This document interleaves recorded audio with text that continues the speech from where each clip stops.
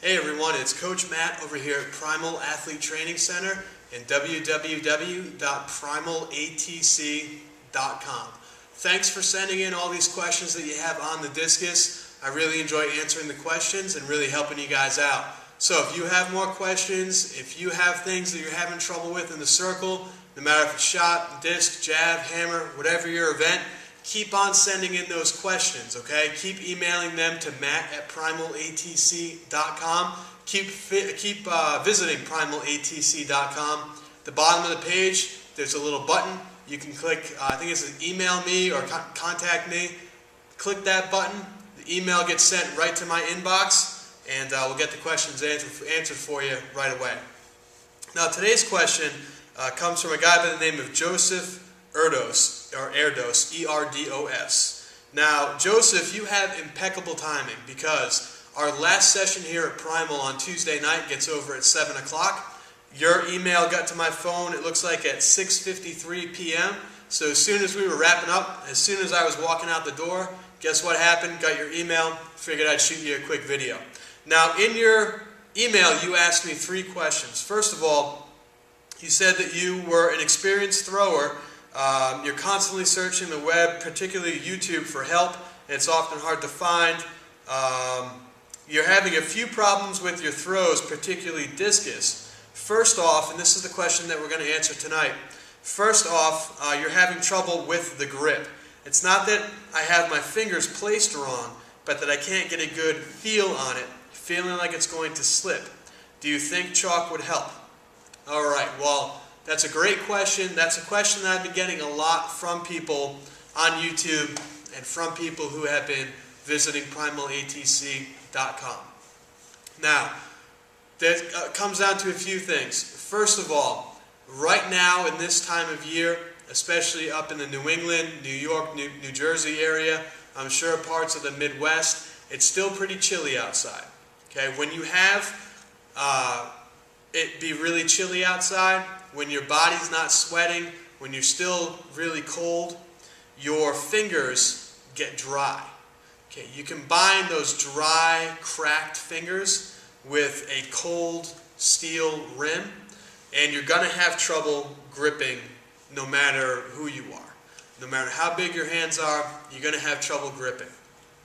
Now, if you're having trouble gripping, okay, meaning that if you have your hand placed in the right spot, everything feels good, but you just have a really, really super slick rim where you're just not able to get that friction off the first knuckle, and you're not able to get that good amount of friction or traction to really produce that spin as it leaves your hand. That's the reason why.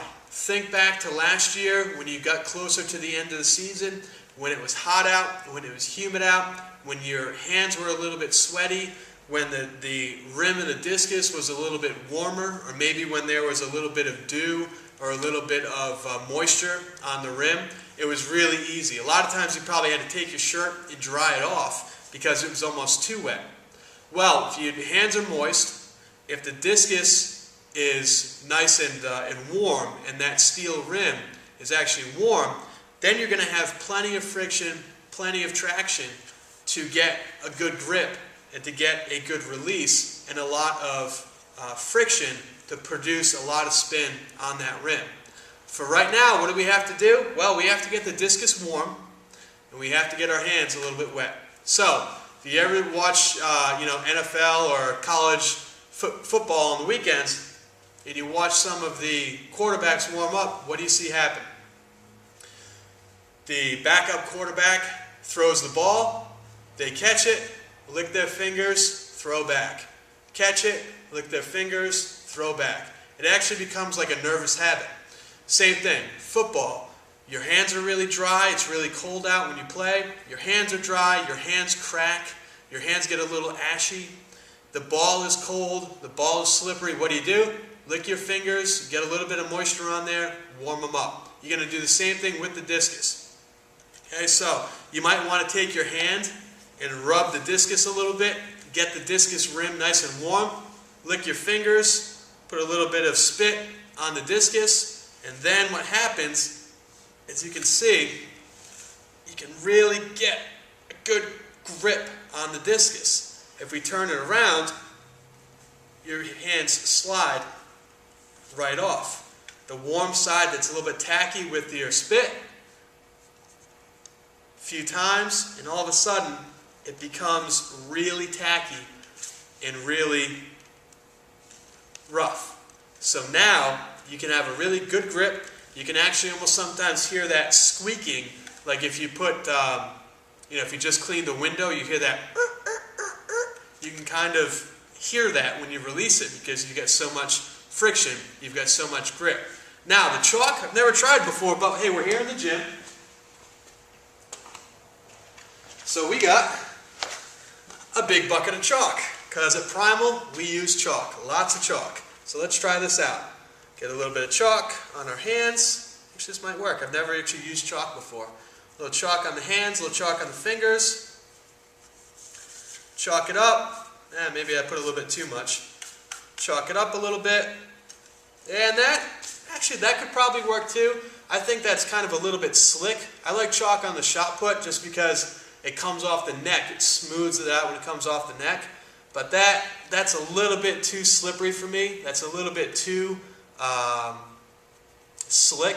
I like to spit on my hands, spit on the discus, a little bit of spit, get it nice and tacky, nice and sticky. That way you've got that great release. Now you've sent in a bunch of other questions too about your weight shifting to your left foot when you land in the power position, and about basically pushing off the left foot when you finish off the throw in the discus. We're going to answer those questions tomorrow with a great drill that you can do when you're in the circle, and with a great exercise kind of to demonstrate how to physically do that release so that all of your weight is in the right spot. And when you do fully throw, the follow through to properly make sure that you're transferring the weight, getting everything there in a good spot.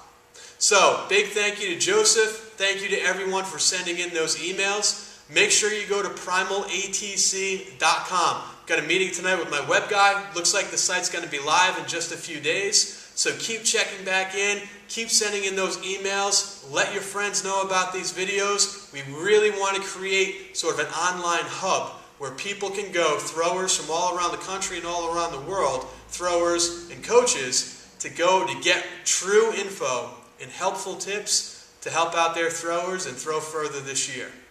Thanks again, guys. Keep checking out these videos.